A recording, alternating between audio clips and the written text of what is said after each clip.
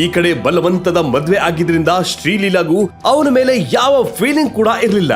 ಹೆಸರಿಗೆ ಮಾತ್ರ ಅವರು ಗಂಡ ಹೆಂಡತಿ ಆಗಿದ್ರು. ಅದಕ್ಕೆ ಸರೋಜಾ ಅವರಿಬ್ಬರ ಮಧ್ಯೆ ಹೇಗಾದ್ರೂ ಮಾಡಿ ಡೈವರ್ಸ್ ಮಾಡಿಸ್ಬೇಕು ಅಂತ ಪ್ಲಾನ್ ಮಾಡ್ತಿದ್ರು. ಬೇಬಿ, ನಿಂಗ್ ಅವನು ನೋಡಿದ್ರೆ ಇಷ್ಟ ಸಿಟ್ಟಿದೆ ಅಂದ್ಮೇಲೆ ಯಾಕ್ ಸುಮ್ನಿರ್ತ್ಯಾ? ನಾನ್ ಹೇಳ್ದಾಗೆ ಡಿವೋರ್ಸ್ ಕೊಟ್ಬಿಡು. ಮದ್ವೆ ಆಗಿ 2 ವರ್ಷ ಆದ್ರೂನು ಏನು ಕೆಲ್ಸ ಮಾಡ್ದೇ ಇರೋ ಇವನು ನಮ್ಮನೇಲಿ ಬಿಟ್ಟಿ ತಿನ್ಕೊಂಡ್ ಬಿದ್ದಿದಾನೆ.